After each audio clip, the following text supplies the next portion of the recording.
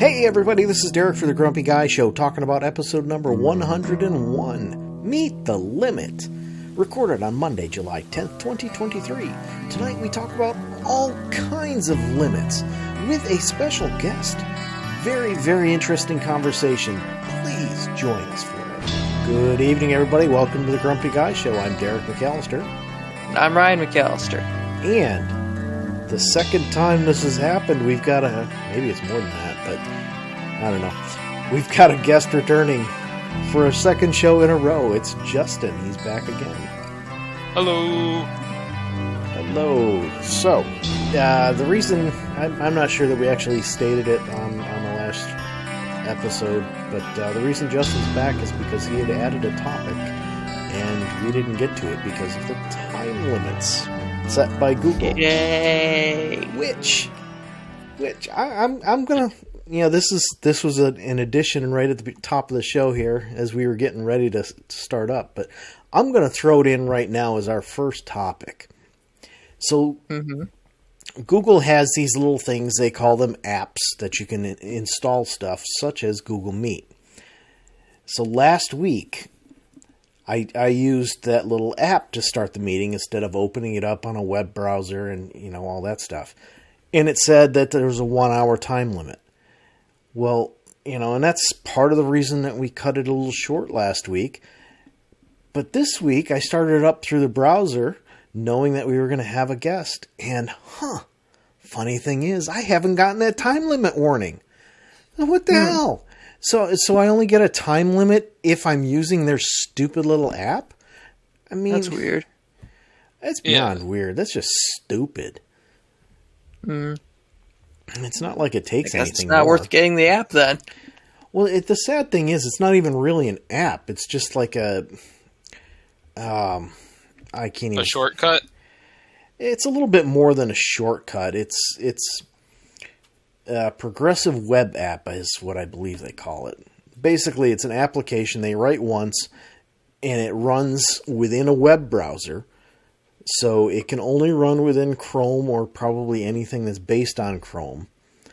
But, it's nothing different than the web page. So I don't get why they would put a time limit on it. You would think they'd want people to use that more just to justify the cost of building it. But I don't know. I guess when you're as wealthy as Google, it doesn't really matter. Yeah. But then again, they're not the brightest bulbs. It's like, have you heard about the whole YouTube thing, too? What YouTube thing? Oh, so there's this big thing that YouTube got caught in. Because, pretty much for the ads to get paid, right? The person has to watch the full ad, unless, of course, there's a skip ad button, right? So on some of the Google's websites, they would have an ad running in the background that you couldn't close out of. But it was also muted, and you'd be able to see the stuff you were trying to see regardless of that. So the ads were getting charged, right? Oh my. For people being able to quote unquote watch them because they thought they were interested in it. Meanwhile, it was just running in the background. Right? That's funny. And Google got caught doing this, right? For a number of years. Right? And so I think it's like, and I might be wrong on the estimation for the amount of money they're being sued for, but it's like a couple million, if not like $1 billion transaction. Yeah, it wouldn't surprise me if it's up in the billions. Probably multiple because, ads are how Google makes all their money. Exactly. So, especially with YouTube. I mean, that's literally the only way they make their money. Sure, they've got the hell is it? The YouTube subscription thing that you can do. Oh, premium? Premium. Yeah, they've got that, but... Formerly known as YouTube Red. Yeah, they've got that, but they're not making a profit off of that. I mean... I don't get it. But whatever, like I said, they're probably getting sued for several billion on that one. You know, as soon as you started saying it, I'm like, somebody's cashing in. Yep. Definitely. There's some lawyers making some serious bucks coming there. Yeah. No, and it's just insane because, right, it was like this thing that was going on for years and years, right? And you'd think, like, the ad companies would have, like, caught on before then, right? And they never did. So it's just now Google getting caught about it. Yeah. Right. So if that says anything, it's not a surprise that they would put a limit on, like, some stuff. Well, yeah, I mean, especially like Google Meet, you know, it wouldn't surprise me if there truly is a limit and they just didn't pop it up and warn me. Just because, how are they making money off of this? They're not, you know. Yeah. They're making money off of people who subscribe to Google Workplace or whatever it's called. But they're not making money off of me doing this. They're not making money off of most people are going to be using this, you know. So I don't know. They're making money off of ads, and that's pretty much it. Yeah, they've got so much money. It's not even funny, you know. Maybe YouTube TV might be making a bit of money for them too. Yeah, that's making money because with that, you know, they've got to pay for these channels. You know, like ESPN, ABC, you know, everything owned by Disney. They've got to pay to have that on there. It's not like watch ESPN. Yeah, I don't think anybody does, but No, actually, scratch that.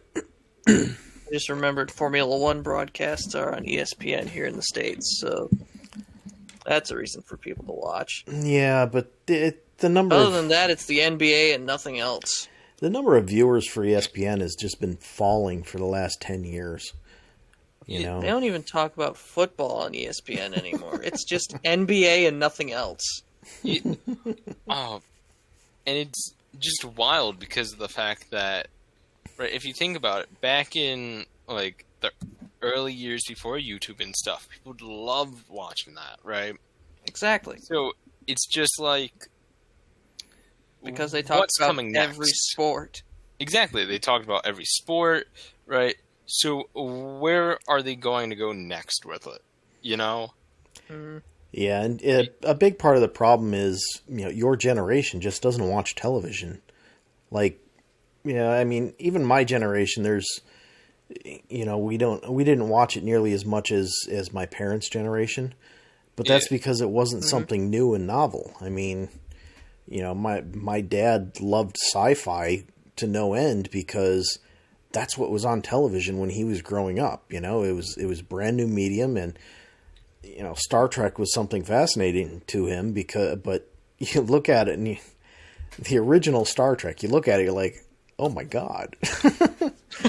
You know, I had heard an interview once, you know, where they said, yeah, in the pilot episode, we actually used salt and pepper shakers for some of their little devices.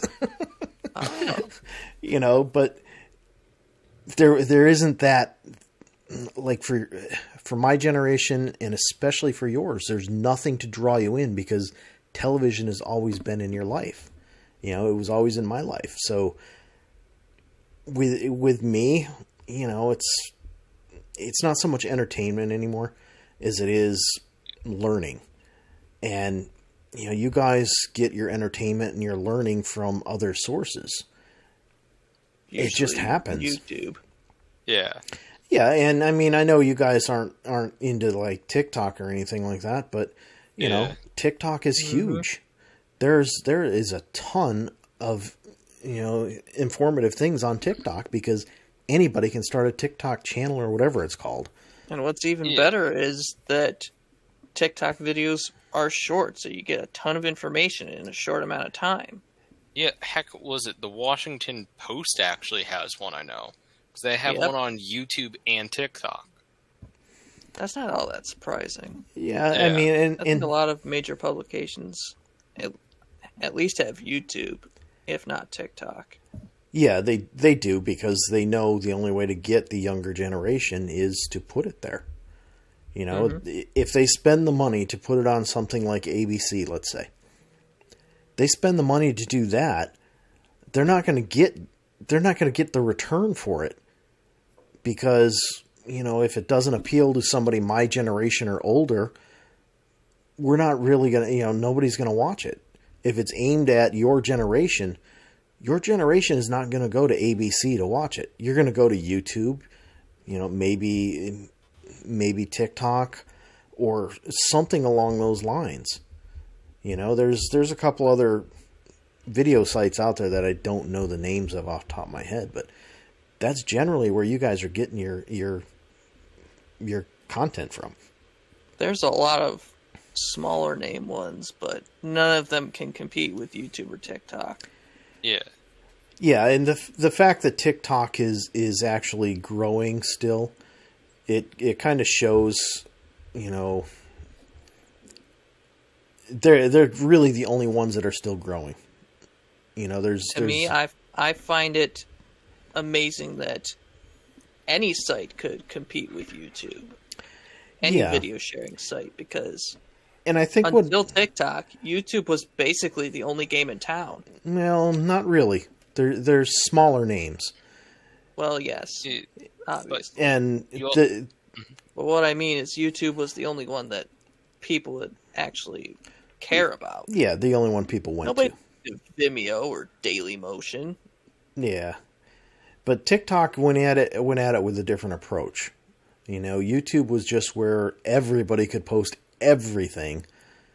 You know, didn't matter. I mean, if you look at my stuff, everything on YouTube. Yeah, you look at some of my stuff, and I mean, I put some stuff out there. It's like 4-hour motorcycle ride.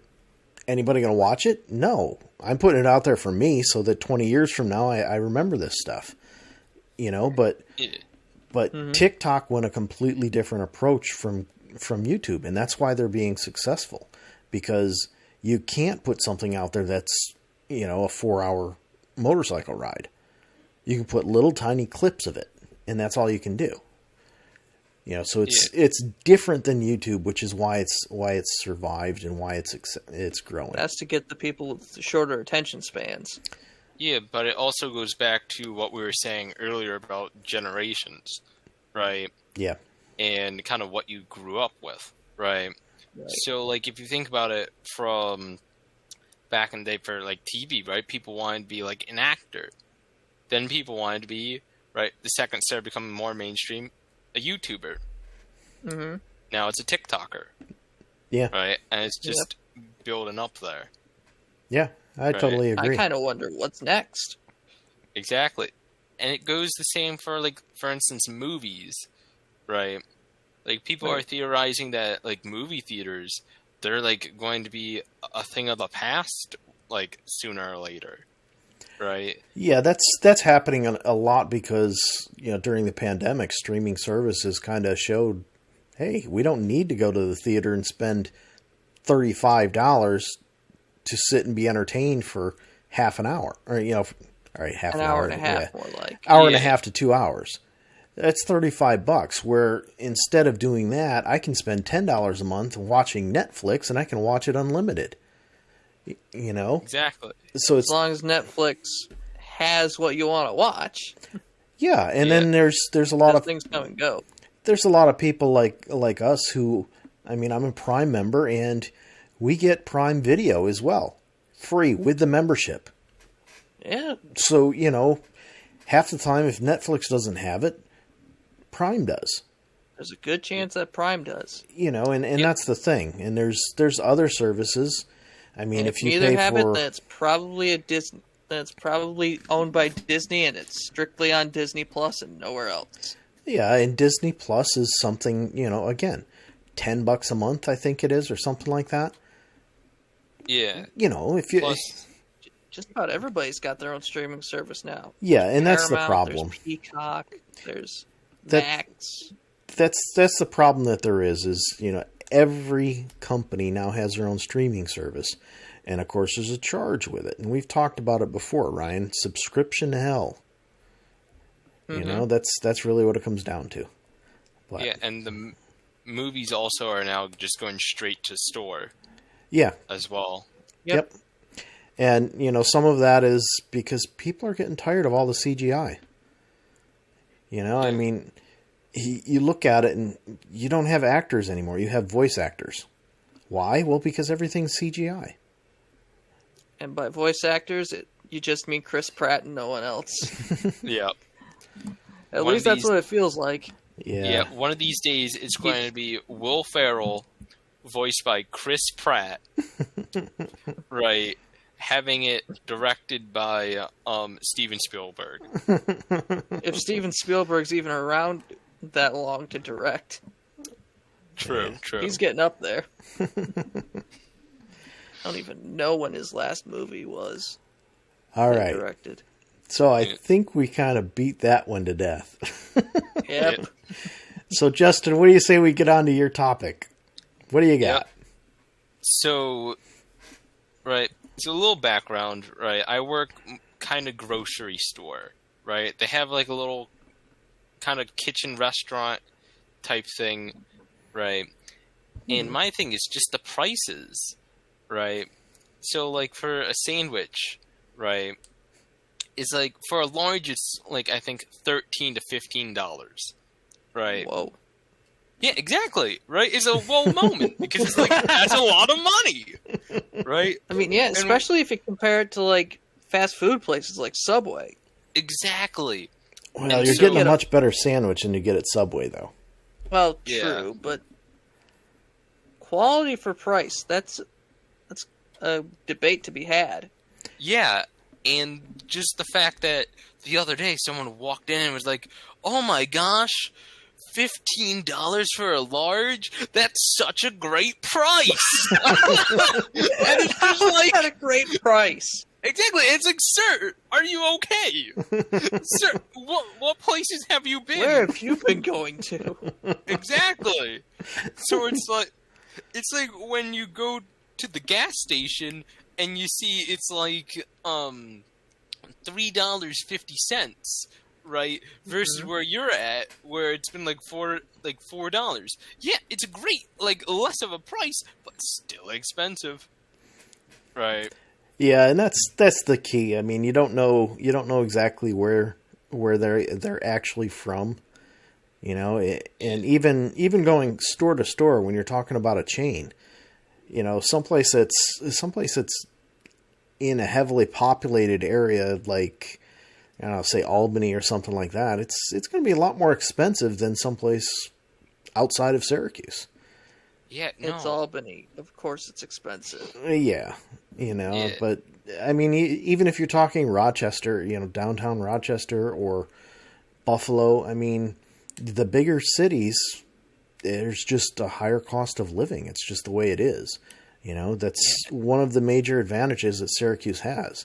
It's large enough to get things, you know, I mean, I've never been trendy, but it's large enough to get trendy things fairly quickly, but it's small enough that prices stay down. Yeah, and it's, like, amazing, right, because of that, but it's also, like, the amount of, I guess, money prices have gone up by, right? Because I remember you could buy, right, like, for, I'd say, $10, milk, some eggs, and, like, one other thing. Right? If you're going to get milk these days, it's like almost $6, $7. And it's like, am I getting, like, the whole leg of a cow in this? Like, am I getting the udders in this? Like what am I getting? Am I getting the whole cow? No. If it was a whole cow, it'd be that whole milk, right? But it would be even higher, right? Oh god! But yeah, it'd be like exactly. $20 a gallon. Yep.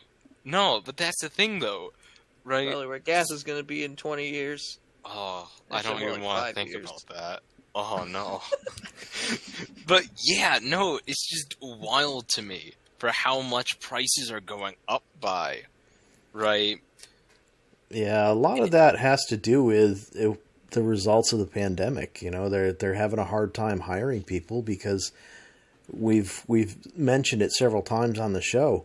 You know, they want somebody who's got tons and tons of experience, but for they an want entry-level job. Well, it's not even that. You know, they might want somebody to be like a supervisor of janitorial staff who's got 30 years of experience, but they want to pay them minimum wage. Well, Yeah, that's the problem. Yeah, so they're having a hard time filling those, but they're also the biggest problem they're having is truck drivers. You know, Mm-hmm. the pandemic took a big hit on truck drivers, and it just hasn't recovered. You know, because truck drivers had to continue to go around and do their job, which meant that a lot of them ended up getting COVID, and the recovery just hasn't been there. You know, it takes I can't remember how long it takes, but it takes at least 6 months to get your CDL, and then after that you've got to get a job and get experience before you can actually really do anything with it. You know, so it's not easy to get into, and they're just having a hard time filling all of the empty spaces that they had. Yeah, as well as the thing I have realized is, right, so for instance, for those entry-level jobs, right, and for the minimum wage pay and stuff, so the problem is, like, instead of having someone, like, a couple people full-time, right, because where I work, I'm part-time, right? Mm-hmm. But part-time is, like, I believe, less than 30 hours. For the next 2 weeks, they have given me the combination of 5 shifts, right, for both of those 2 weeks, right, when normally it would be like, I want to say, maybe 6 shifts 1 week, right? And stuff I'm seeing is, like, some of these people who are working part-time nowadays, right, or even trying to work full-time, right, they're cutting them hours, right? They're not giving wages that are even partially livable. I know multiple people these days who have to work more than one job just to get by. And seeing these raised prices in the grocery store and stuff, it's just mind-blowing. Because, like, I've heard rumors of us going more into a recession these days. Right? Yeah, it's very possible that it'll happen. You know, I can't say most. I've heard financial analysts saying no, we're not headed toward a recession, but not really. The big problem that we're going to have is if things don't turn around with the transportation of goods, we're gonna be in a world of hurt, and we will end up in a recession, and possibly even worse than a recession.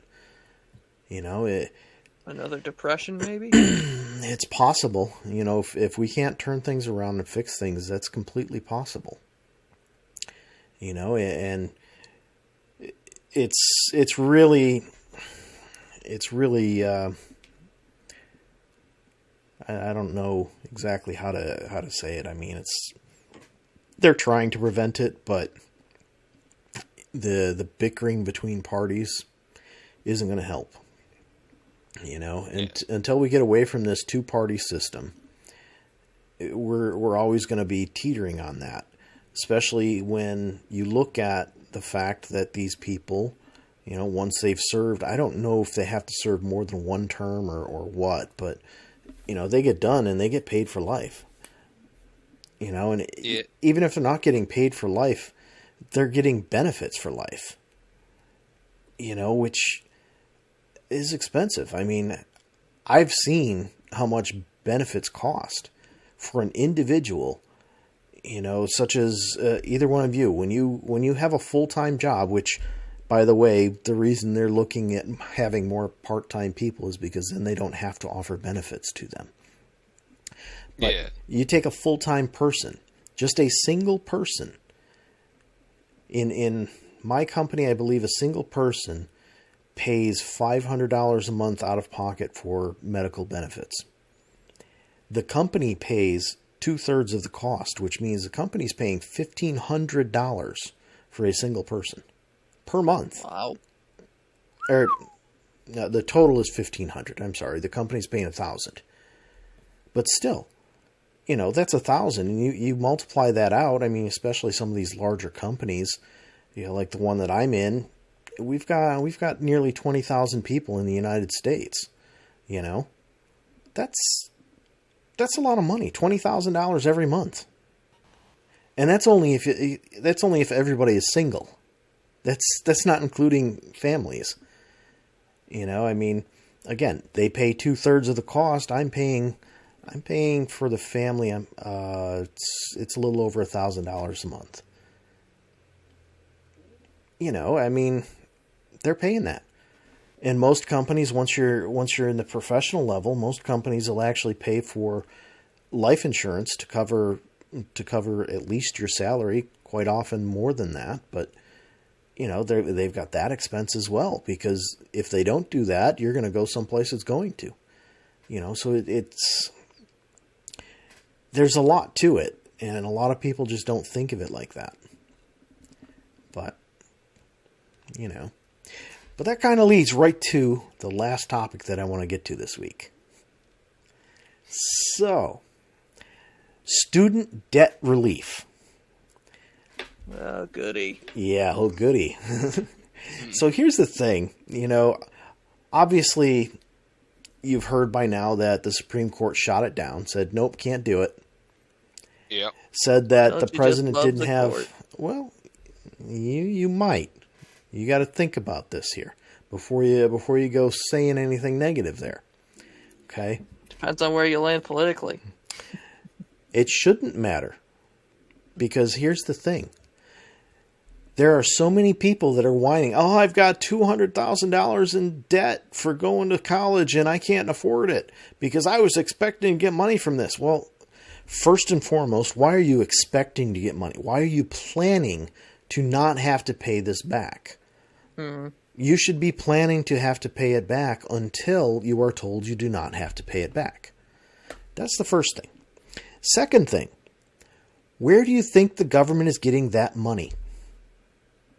Taxes. Exactly. So you're paying for it, you just don't know you're paying for it. So, everybody says, oh, this is so good, even Biden, this is so good for the economy to eliminate this debt. Well, why is it good for the economy? Because you're going to have to raise taxes in order to pay for it. It doesn't quite make sense there. I mean, you got to have one thing or the other. Either it's good for the economy because you're just saying, nope, no more debt. We're not paying it. The federal government's not paying it. We're just eating the cost. Well, if you're eating the cost, guess what? You're still paying it. It doesn't go away just because the government said it's gone. That money it's been used for something. And that's what so many people don't understand. All the money that was given away during the pandemic, that money's coming from someplace, folks. The government doesn't just print more and more cash just to say, hey, here we go, we're going to give this away. No. They have to have something. They have to have something to back that cash up. You can't just print more money. That'll just raise prices even more. Yeah. But that's the whole problem that I see with this whole student debt relief.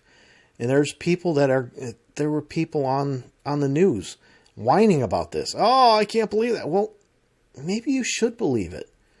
You decided to go to a private school and you have $200,000 in debt for going to that private school for 4 years.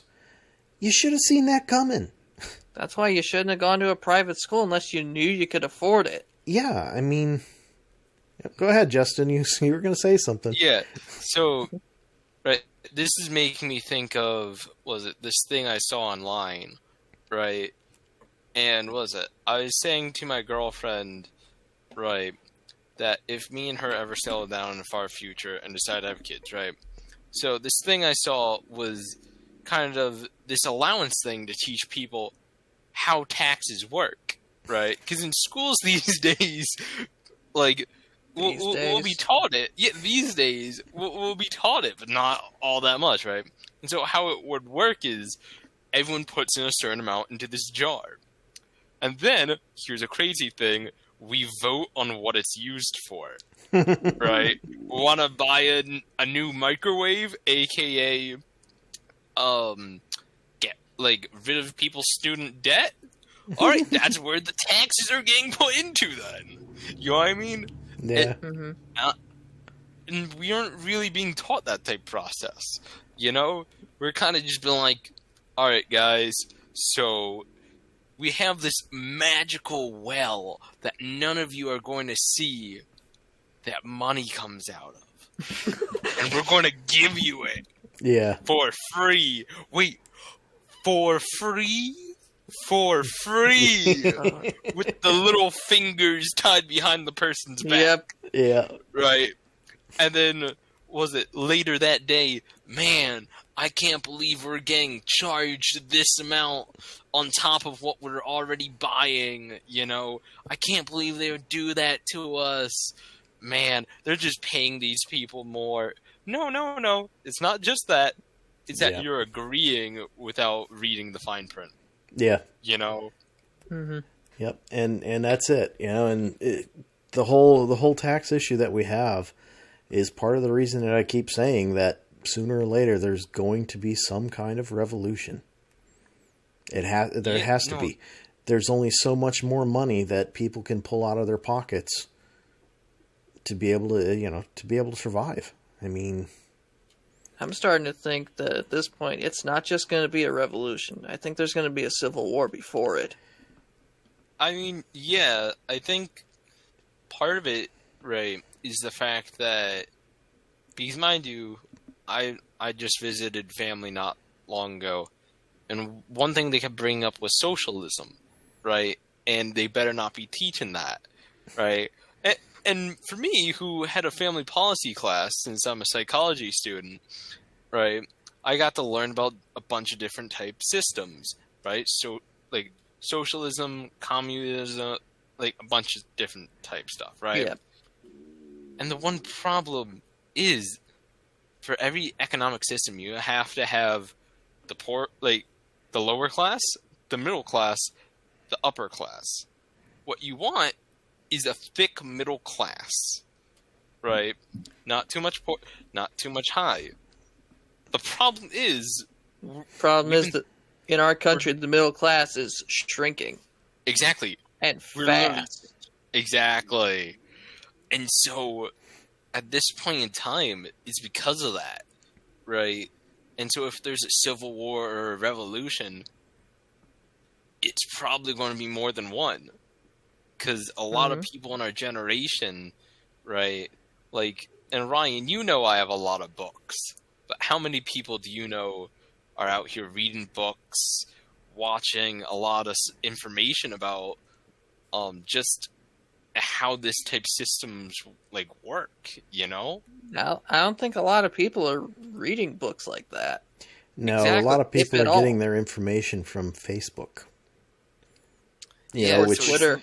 Yeah, Facebook, Twitter, any social media. And the problem there is, you know, when you get fact-checking that's done by these social media companies, people, oh, look at that. Oh, they checked that and they lied. They said that's not real. Well, is it real?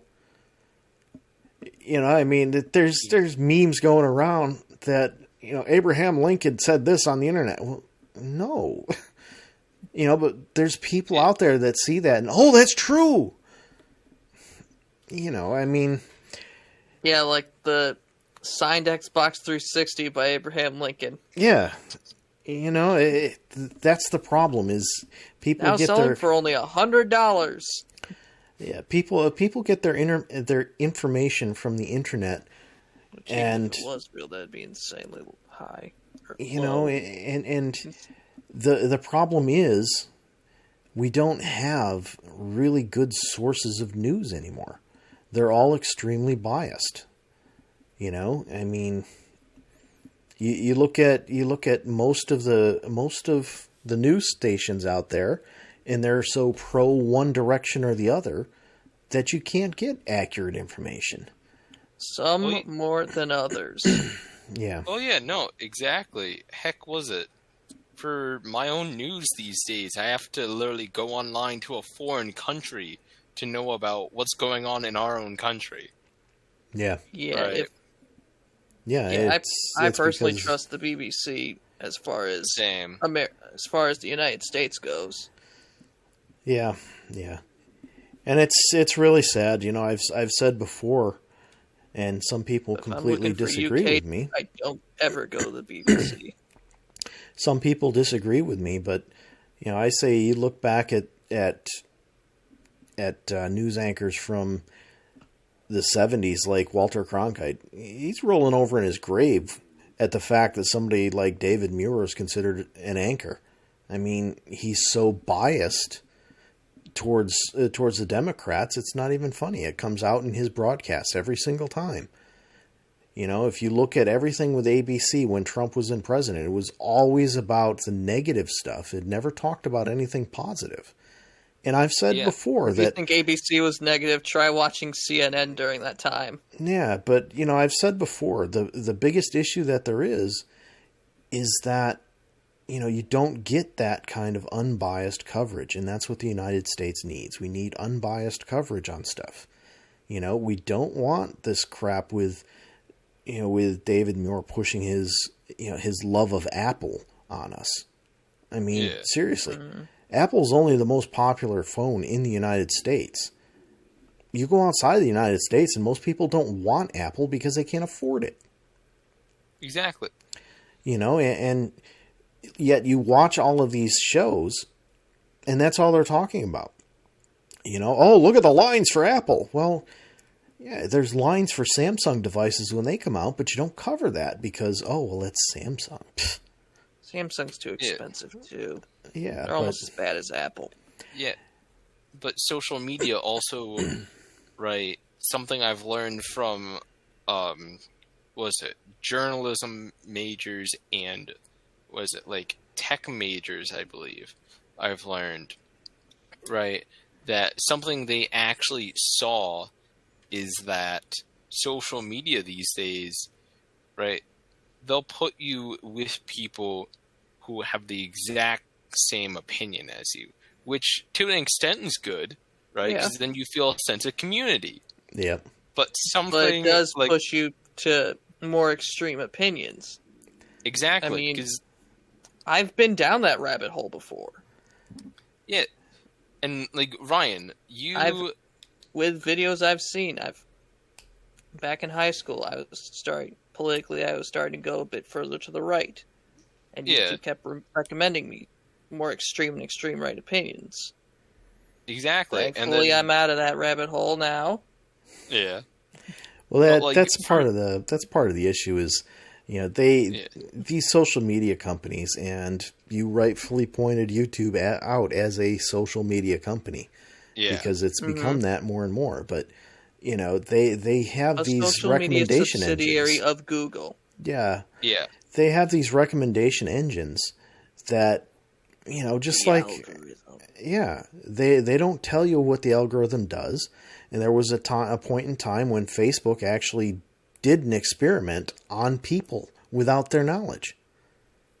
You know, they can do this crap. It's their platform. It's their media. You have no choice. You signed up when you clicked yes, I agree on that little box. You agreed to the fact that they could read, by the way.